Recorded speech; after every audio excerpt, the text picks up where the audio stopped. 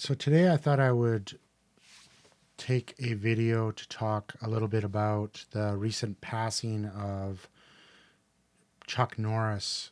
This was a pretty sad event, but obviously fairly inevitable. He was in his mid 80s, I think, by the time he passed away on the 19th of March this year. Last week, when he passed away, I was in the middle of a fairly acute virus that didn't last too long, but a couple of days I was kind of out of commission. One day for sure I was pretty much out of commission, and then one day I worked, and that was all I had the energy to do. Uh, Picked up a little bit of energy near the end of the week, and then was able to um, get a little bit of introspection and thought about the passing of Chuck. And I thought, you know what, that would be a good video to make this week. Uh, I'm not really a big guy in the hero worship or celebrity worship or that type of thing. Um, I believe that the most important mentors and people in our lives that make the biggest difference are the ones closest to us in our family and our working relationships, and again, the mentoring relationships that I've formed over the years with real people in real life. But early on, when I was a teenager or possibly in my early 20s, I'm thinking it was when I was a late teen, I read Chuck Norris's first book, which was published in 1988. And I believe I read it in around 91, somewhere in that time frame. I never owned the book. I borrowed it from the library and read it, but it was very impactful on me at that point in my life. I was probably arguably one of my peak points in my mental and physical development. I was doing a lot of the right things on a consistent basis, and the results were really good at that point. I was first or second year university, and I was doing quite well academically, but also very well in terms of my physical health and my training. So at that time, I was practicing Kyokushin karate and also weight training very diligently, and seeing a lot of progression in both of those sports. Um, and also, I was studying philosophy and literature and history and political science, and I was writing a lot at the time. So it was a really great period of development for myself. And reading Chuck's book, which was titled The Secret of Inner Strength, the 1988 autobiographical or biographical. I think he had a co-writer or a ghostwriter, but a named writer that helped him put it all together. But yeah, Chuck's book was very instrumental in framing some of the techniques that I was using in order to strengthen my own mind and my body. So we've seen a lot in the past few days after Chuck's passing about his film career and some of his accomplishments, which are many. His martial arts career, his even a little bit about his political leanings. But I wanted to touch on this book. It's a difficult book to come across nowadays, from what I can understand. I looked for it a little bit on Amazon, but it's overpriced. I'm not sure if that's just because he passed away and it's out of print, but the pricing was quite high. So he did write another book later on in 2004 that was centered around, it was also autobiographical and talked a lot more about his spiritual journey. And I'd like to read that book as well. I haven't read it in the past, but I've downloaded the Audible for it, so I'll have a look at it. And I think it may be a great read as well. And if I do read or listen to that book, I will maybe make a video about that later. But let's stick with the Secret of Inner Strength, which was his 1988 book.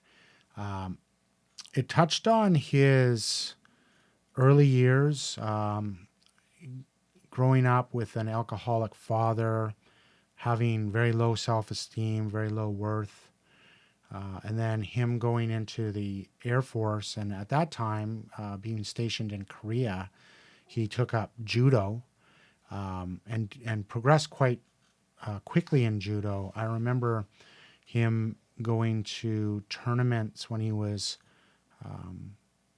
just beginning in judo, like maybe only a few months in or early in his journey, and doing really well in competition. And I think eventually getting up to a brown belt in judo, which is not an insignificant rank to achieve in judo.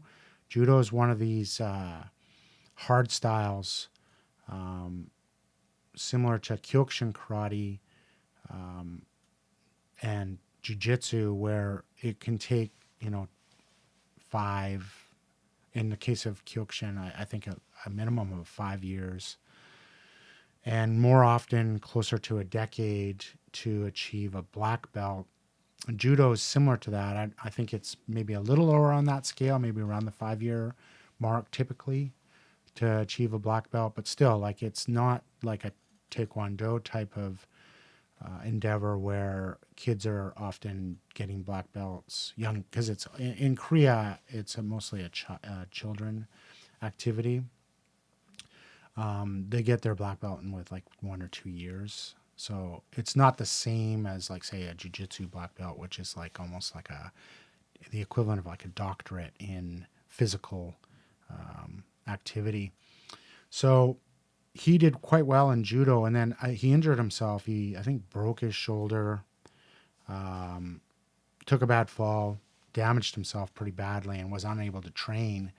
And at that time, he started looking for another martial art or some other form of activity around the Air Force base that he was stationed at, and came across an ancient form of Taekwondo. I think it was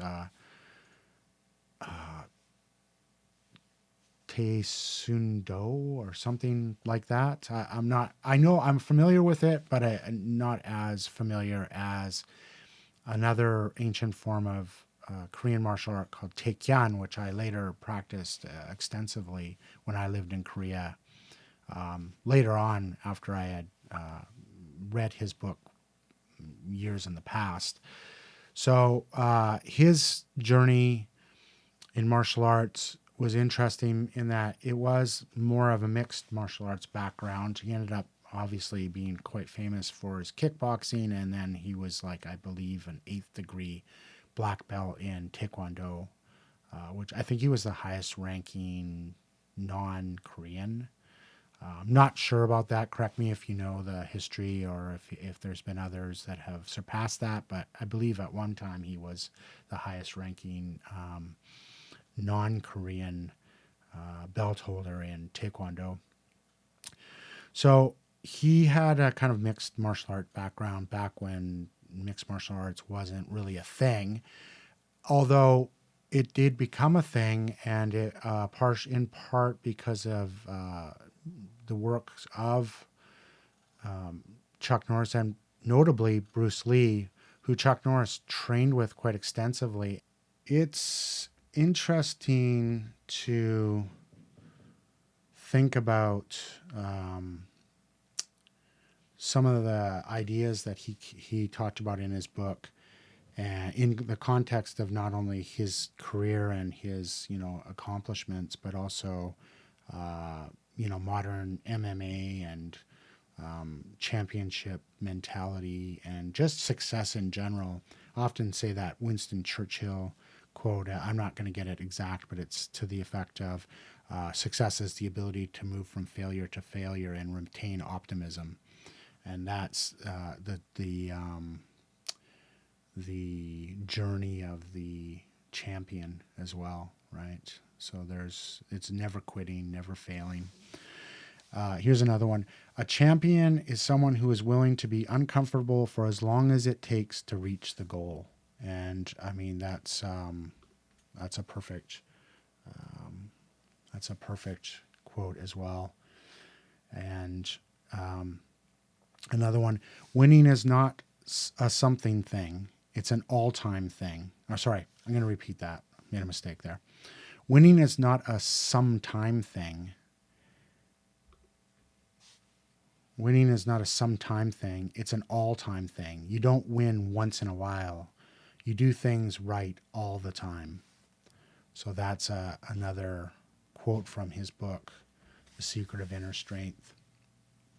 And I think this is one of the things that I was learning when I was doing my own journey at the time in martial arts training, conditioning, and also studying, trying to do the best I possibly could in all metrics of my life, working at the same time, putting myself through school, and also just doing the work, right? Putting the work in. And I mean, this one is amazing too. To be a champion, you have to believe in yourself when no one else will. So that is, often talked about by high achievers, is that their belief in themselves is unwavering. Of course, you're going to have moments of doubt, but you reassert your belief by action.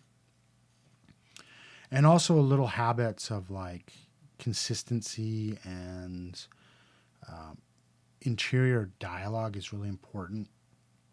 How you talk to yourself in your interior dialogue, that is so important as well, because if you're negative and you're calling yourself down, which I've fallen into a lot in my life as well, and I'm sure most people do at some point, but it's not to be soft on yourself or to glass yourself up, but more so to build yourself up and not really allow yourself to a way out or an easy way out, to set a standard and to keep that standard.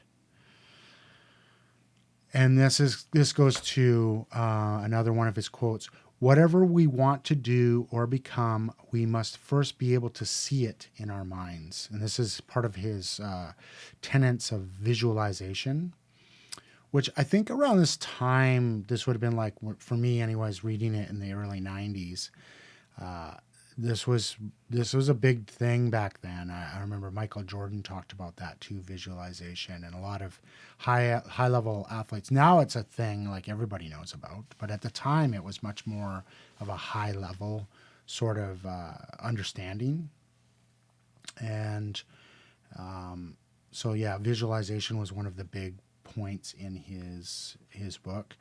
And this one's tough for me, because this is something that I battle with. This next quote, this is something that I battle with, and I'm working on even to this day, which I'm ashamed to admit it to some degree, because I should be beyond this, but I just have never been able to truly get over it. And that is, men are like steel.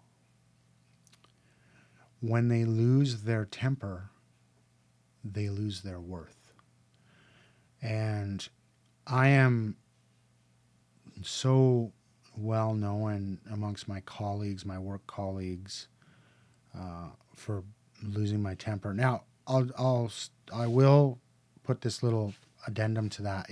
I'm not yelling or ranting at my coworkers. That's not me at all. I'm not a negative person to be around, and I'm not yelling and screaming, and that's not me.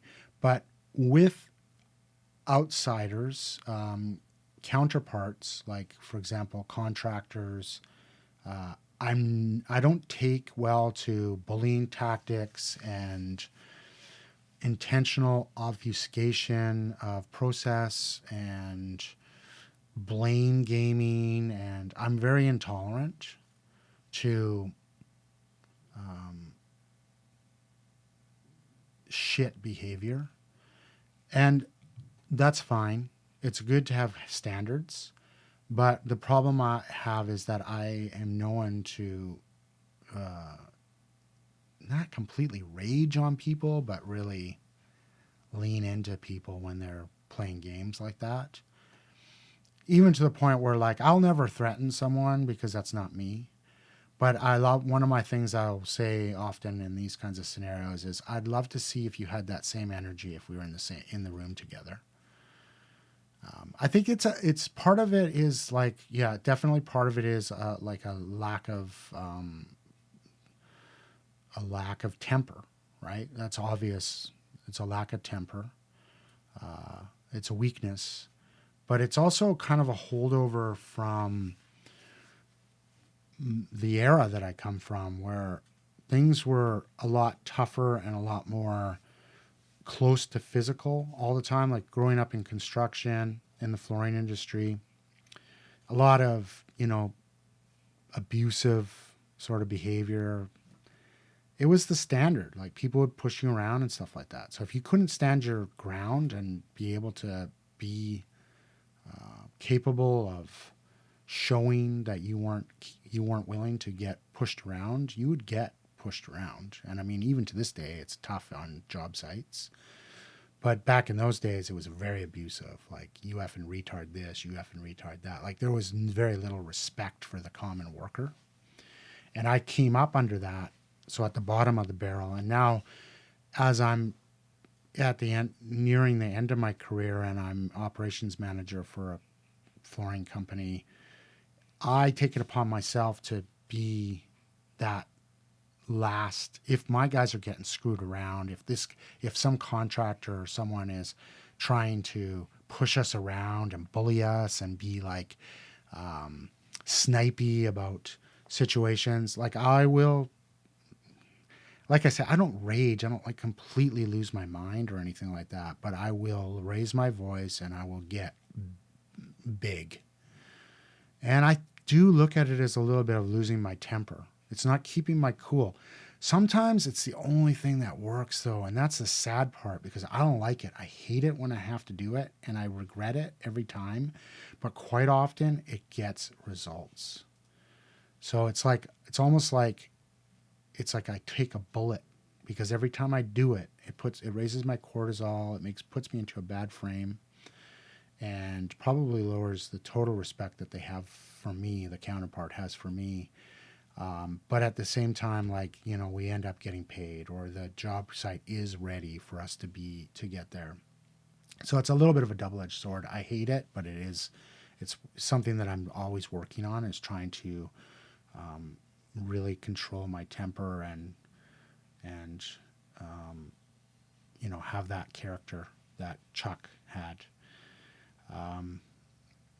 And then I'll leave the last one. That was a little bit negative. I want to leave it with one more. So that is, I've always found that the more I practice, the luckier I get. And that is a great way to finish this video, in that practice is underrated, right? Like, everybody only ever sees like the game itself. So, I'm going to just switch to this while we're finishing up here. This is this is me back in like the late 90s, and this is the university I taught at in Korea. And this was a student festival, and here I'm out there doing what's called a ponte, which is a form. And anybody that I know that's like a hardcore MMA fan, they know that these kinds of forms are kind of like, it's more art. It's more like dancing. And even at this stage here, I was also a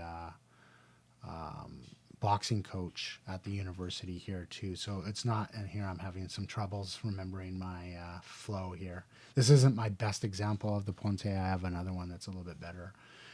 but this is a video from that era, and I'm just doing it out in the courtyard during a festival.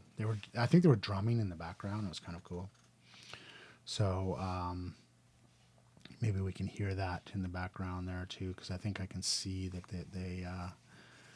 the sound is in there. So I'm going to just drop that down so it's not too loud. So, yes, the more I practice, the luckier I got. So this goes for everything in life, right? Like the practice makes perfect. Perfect practice makes perfect. Idea is, it's everywhere. I mean, everybody knows this, right?